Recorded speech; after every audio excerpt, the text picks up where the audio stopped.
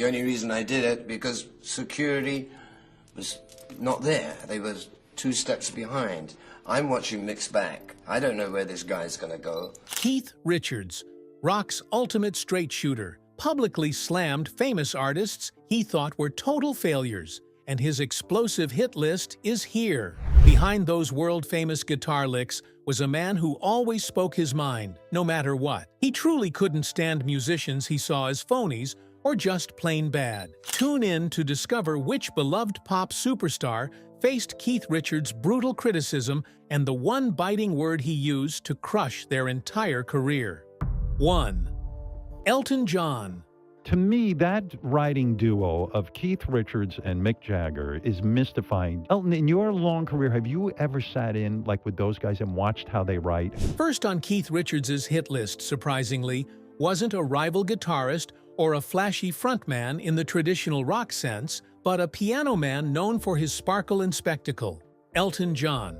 Keith, in his brutally honest autobiography Life, didn't pull any punches when discussing Elton's involvement in John Lennon's memorial. The Rolling Stones' Keith Richards and Elton John are in a battle over the death of Princess Diana. Richards basically suggested that the whole affair felt less like a genuine tribute to the deceased Beatle and more like a show designed to put Elton himself in the spotlight. For Keith, this was a cardinal sin. He believed that honoring Lennon should have been a quiet, heartfelt, and sincere event, not a grand public display. No evidence the two men have feuded in the past.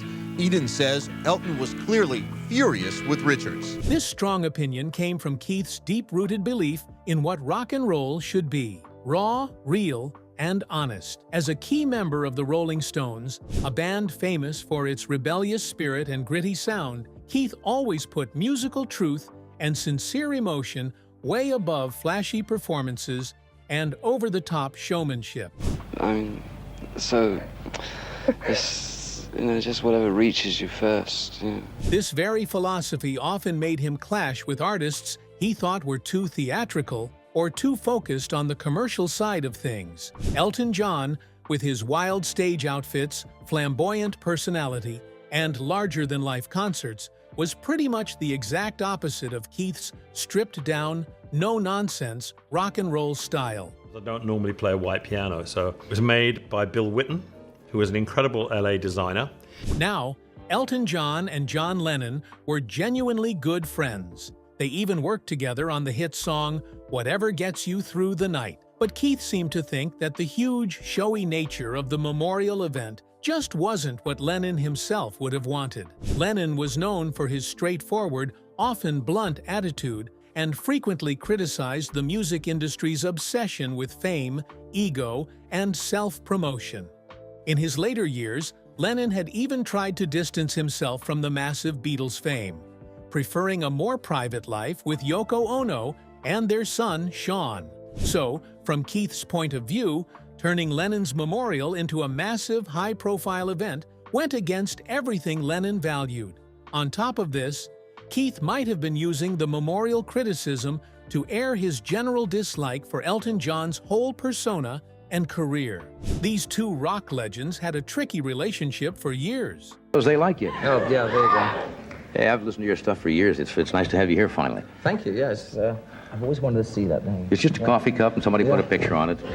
At one point, he said Richards looked like a monkey with arthritis and hinted that Keith was just jealous of his success. Given this ongoing feud, Keith's comments about the Lennon Memorial probably weren't just about that single event. They were likely another shot in their long-running battle. If Keith found Elton's tribute too much of a show, he had even sharper words for a legendary album by a band many considered rock and roll saints. 2. The Beatles. This was soon after Love Me Do. I mean, this was really early on, and this was late 62, early 63, It wasn't just individual musicians who felt Keith Richards' critical sting. Even iconic albums from legendary bands weren't safe, especially one from a group many thought was beyond criticism. The Beatles. In a 2015 chat with Esquire magazine, the Rolling Stones guitarist famously shot down Sgt Pepper's Lonely Hearts Club Band, calling it a mishmash of rubbish.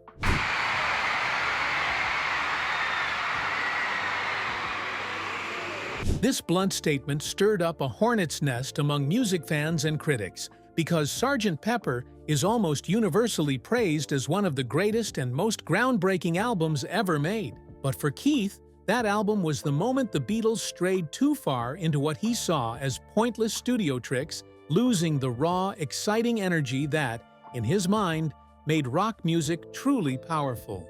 Eric, here is the American puppet. I'm John. You're John. It's only a joke. Yes, well, John, here is the American puppet. Keith's dislike for Sgt. Pepper mostly came from his core beliefs about music. The Rolling Stones built their entire career on a solid foundation of blues-based rock, taking their cues from American bluesmen like Muddy Waters. He believed that real rock and roll needed to be honest and come from the gut, not from complicated concepts or too much fiddling in the recording studio. And I was with our roadie, Mal. He said, "Well, pass the salt and pepper." In his eyes, Sgt. Pepper was the perfect example of the latter. He felt the Beatles, maybe because they were newly fascinated with psychedelic substances, cared more about playing with sounds than delivering the straightforward, hard-hitting spirit of rock. There's Dan Harrison, who is the spitting image of George. And I mean, I kept calling him George. This criticism taps into a larger, long-standing debate in rock history. Should music try to become highly polished, concept-driven art, or should it hang on to its raw, instinctive power? Keith saw it as a step away from the true heart of rock. He probably preferred the earlier Beatles albums like Rubber Soul and Revolver. They still had more of a direct, guitar-driven sound. A departure record. Rubber Soul. A lot of experimentation. I think that's influenced by the substances at the time. Keith's opinion also reflected the ongoing, sometimes friendly, sometimes not so friendly rivalry between the Beatles and the Rolling Stones. Although the two bands got along and even helped each other out sometimes, John Lennon and Paul McCartney wrote, "There was always a bit of competition." The Beatles were often seen as the clever, innovative songwriters, while the Stones were known for their grittier, more rebellious image. So we'll have it like 3 verses straight through and then the solo, whatever it is. Should start off very cool. When Sgt. Pepper came out in 1967, the Beatles were firmly established as kings of studio wizardry. The Rolling Stones also dabbled in psychedelic sounds around that time. Their album, Their Satanic Majesty's Request, was often seen as their answer to Sgt. Pepper, but they eventually went back to their blues and rock roots. Interestingly, despite his harsh words for Sgt. Pepper, Keith later admitted that the Beatles' experimentation did have some value. In his book, Life, he acknowledged that the Beatles got away with a lot because they were so incredibly popular, which allowed them to take creative chances that other bands couldn't. Still, his main opinion didn't change. He thought Sgt. Pepper was too self-indulgent and marked a time when the Beatles seemed more interested in being artists than rock musicians. He also criticized the album's influence, saying its success pushed other artists towards overly ambitious studio projects, moving music away from the spontaneous, gritty feel that rock originally had. And he's sort of just a kind of bearded guy. And he said, "I'm Jesus." I said, "You better come in." Really? You want a cup of tea? Keith's view on the Beatles' Rubbish album showed his commitment to raw rock, but another band famous for its sheer volume and heaviness would also fail to impress him. Third, Led Zeppelin. Yeah, Plant was exuberant. Robert's exuberant enough to be an LV, although I think he's very much in that English mode of LVs, like Roger Daltrey. Speaking of rock legends, another giant of the era drew Keith's critical fire, Led Zeppelin. Over the years, Keith has made quite a few dismissive comments about them, zeroing in on their musicianship, their songwriting, and their whole approach to rock and roll. While he has given a nod to Jimmy Page's skill as a guitarist, he's repeatedly slammed Led Zeppelin as a band, famously calling them hollow, and suggesting that their legendary status was overblown because, in his view, they never truly took off in a musically satisfying way. And I'd been requested to go and see Robert at Boston. He was at Boston, which was on the way to LA, where we were doing the rehearsals with David.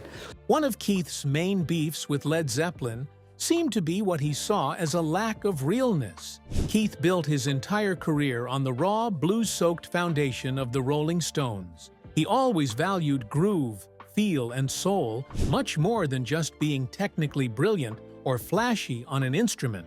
Led Zeppelin, on the other hand, became famous for their members' incredible playing skills, their super-long epic songs, and their lyrics that often dealt with dramatic or mystical themes. Millions of fans loved this approach, but it just didn't impress Keith. He saw it as too much, lacking the kind of down-to-earth grit that he believed was essential for great rock music.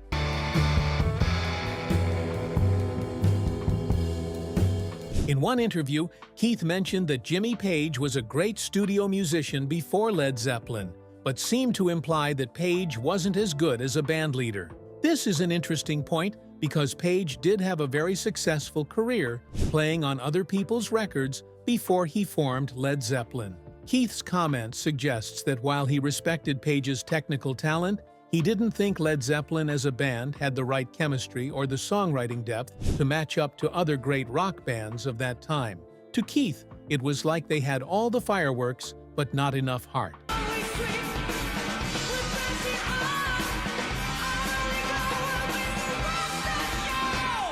Another major issue Keith had with Led Zeppelin was their rhythm section, especially John Bonham's drumming.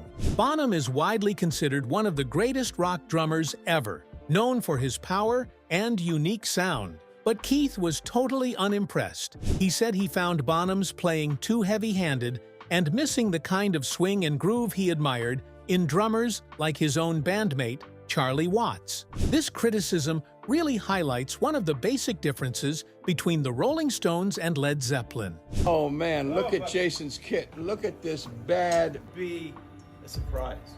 Woo!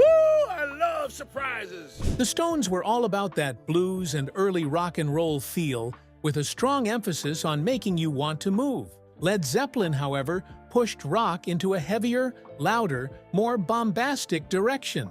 For Zeppelin fans, Bonham's drumming was a mighty force of nature. But for Keith, who preferred a more laid-back, subtle style, it probably just sounded like too much noise. No, but I think it's changing. That's the main thing, you see. I think that's why the awards have changed, because the kids are changing. Keith clearly wasn't a fan of Zeppelin's heavy theatrics, and his patience for showmanship would be tested even further by a flamboyant superstar of the next decade. 4. Prince. Ultimately, all music is or can be inspirational, and that's why it's so important to let your gift be guided by something more clear. One super talented guy who really annoyed Keith was Prince. Keith didn't hide how much he disliked him. He even called Prince an overrated expletive and said his music didn't have the kind of depth he liked. That rude comment showed just how different the two were. Keith loved rough, guitar-heavy rock, while Prince mixed lots of styles, played around with sounds, and put on big, flashy shows. Well, true or not? No, I don't believe that to be. Always were. Oh, I've always known. Keith's criticism of Prince likely came from his deep-rooted preference for music he considered authentic, organic, and connected to tradition.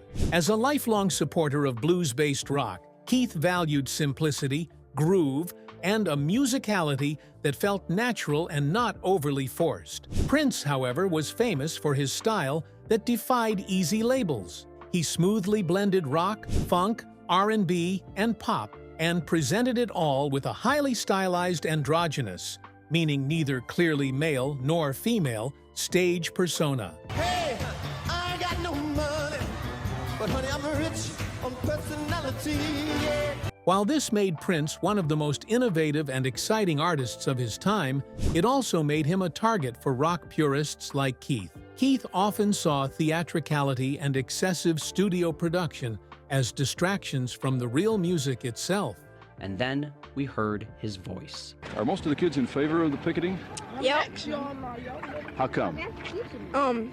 Keith's dislike might also have been fueled by Prince's incredible fame in the 1980s. Albums like 1999, from 1982, and especially Purple Rain, from 1984, shot Prince to superstardom.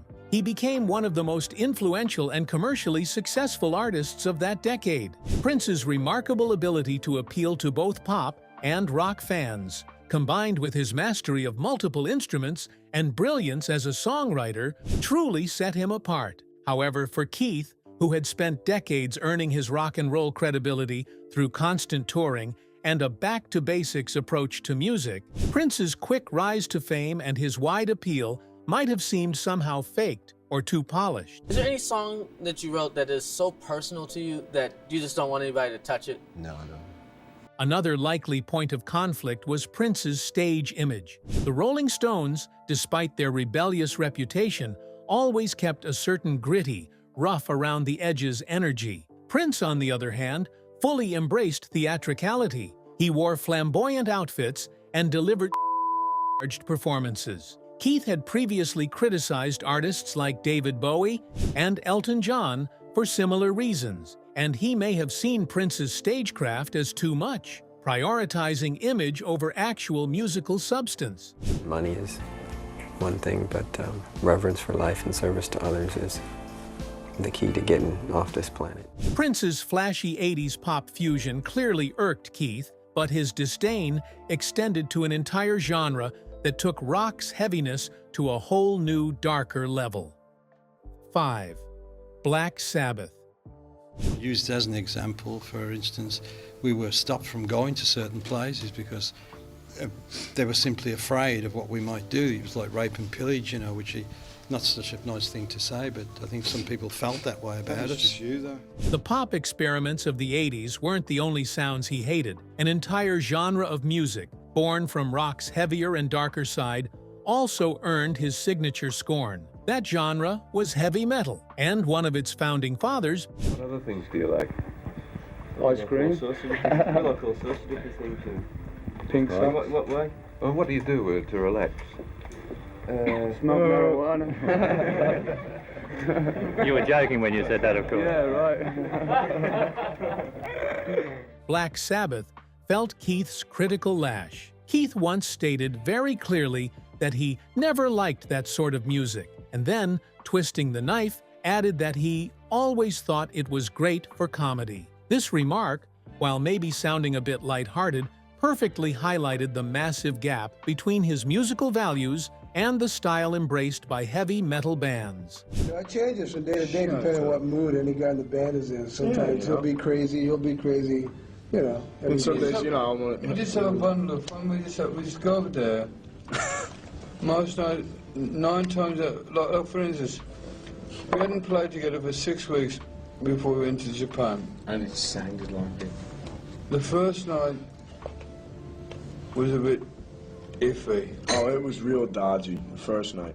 Keith's dislike for heavy metal makes perfect sense when you consider his lifelong dedication to blues-based rock and roll. As a founding member of the Rolling Stones, he built his entire career on the sounds of Chuck Berry, Muddy Waters, and Howlin' Wolf, music that was all about groove, feel, and a sense of raw honesty. Heavy metal, on the other hand, grew out of a different set of ideas. It was known for its heavily distorted guitars, dramatic and often dark lyrics, and an overall theatrical presentation.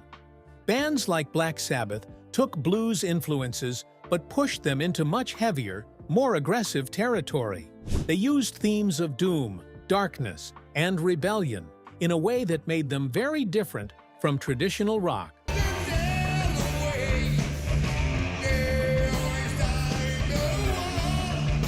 One of the main reasons Keith probably dismissed heavy metal is his belief that it lacks subtlety, or those finer, quieter moments. The Rolling Stones, even with their rebellious image, always had a strong sense of swing and groove in their music, which was more about feel than just technical perfection. What's the role of each guy? Keith is the leader, he's the heart. Heavy metal, in contrast, often features relentless, pounding rhythms and a wall of sound that Keith likely found too much or simply not very interesting. Basically invented a style of guitar riffing that was deep, slow, sludgy, and almost menacing. Bluesier playing that Keith loved and championed. And he's now turned over to doing basses, so we no longer makes six-string guitars. Keith's comment about heavy metal being great for comedy suggests he found the genre's darker, more theatrical parts over the top, or maybe even a bit silly, like they were trying too hard. Bands like Black Sabbath used horror-inspired images, while this dramatic style helped define the heavy metal movement and was loved by its fans. To someone like Keith, who valued a more natural and unpretentious approach to music, it might have seemed ridiculous or just plain absurd. Kids out there think you get a guitar, you make a hit record, and you make millions of dollars, and you just live happily ever after. It isn't that way at all. It's like very hard work. Keith had little time for music he deemed overly theatrical or comically dark, especially if he felt they were just rehashing old glories. Sixth, Oasis. Keith Richards looking exactly as you would imagine, a scarf and a hat. Pirates of the Caribbean. And his son, his friend of mine, Marlon, said, "Dad, it's not." He turned around and he went, "Ah." Even bands who openly looked up to the Rolling Stones and repeatedly called them a major influence weren't safe from Keith Richards' critical eye, especially if he thought they were just copying the masters instead of creating something new. This was the case with Oasis, the hugely popular British band from the 1990s. Britpop. We're not Britpop. We're universal rock. That's what we are. We're not Britpop.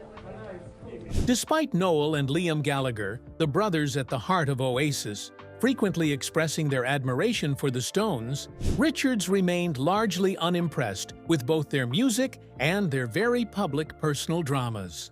What do you think it takes to be godlike? What it takes to be godlike? I don't know. There's been a lot of knobheads that have won this award, haven't there? So. One of Keith's main complaints about Oasis seemed to be their constant fighting. The Gallagher brothers, Noel, who was the main songwriter and lead guitarist, and Liam, the lead singer, became infamous for their explosive relationship. Their feuds often spilled out into public, with heated arguments, physical fights, and bitter insults thrown back and forth in interviews. While this sibling rivalry undoubtedly contributed to the band's rock and roll image and garnered them a significant amount of media attention, Keith likely viewed it as unprofessional and tiresome. Clearly it can't just be... Who is it then? It's not me, and it's not him. Having spent over 6 decades in the Rolling Stones, one of the longest-lasting and most successful rock bands ever, Keith understood how important it was to keep things relatively smooth within a band, even when there were personal disagreements. His ability to work through conflicts, especially with Mick Jagger, was a stark contrast to Oasis's constant chaos, which eventually led to the band breaking up in 2009. We're never going to split up. You know, as long as people want to see it, we'll do it, do you know what I mean? I can never leave Oasis, I am Oasis, do you know what I mean? Beyond their offstage behavior, Keith also criticized Oasis's music itself, suggesting that it was too much like the Rolling Stones' sound, or in other words, too derivative. Oasis, particularly in their early days, were often compared to both the Beatles and the Rolling Stones. Their confident, swaggering rock anthems, distorted guitars, and rebellious attitude certainly had clear similarities. Keith, however, seemed to see their work more as uninspired imitation rather than a fresh or truly meaningful continuation of rock's legacy. But it obviously wasn't. I just think he wanted out, man, you know what I mean? To be quite honest, I think he's probably got a batch of songs that he doesn't want his brother. This comment highlights his broader philosophy about music. He has always valued originality and authenticity above almost everything else. While the Rolling Stones themselves were heavily influenced by American blues artists, they worked hard to develop their own unique identity that set them apart. In Keith's view, Oasis didn't quite achieve this, leaning too heavily on the sounds of their heroes without really carving out something that was distinctly their own. Keith's criticism of Oasis also fits into his larger pattern of dismissing bands that he feels lack real substance or authenticity. Over the years, he has taken shots at numerous artists, as we've seen, often making fun of aspects of their style, musicianship, or public image that he felt were overdone, artificial, or just not deep enough. All the young blues carry the news. His comments about Oasis, therefore, line up with his long-held belief that great rock and roll should be raw, organic, and free of unnecessary drama, qualities he clearly felt the Gallagher brothers and their band failed to deliver. For Keith, it wasn't enough to look and sound like a classic rock band. You had to bring something genuinely new and real to the table. Keith Richards certainly had strong words for many. Was he a grumpy old man stuck in the past, or a rock purist defending its true spirit? Tell us what you think. Like and subscribe for more.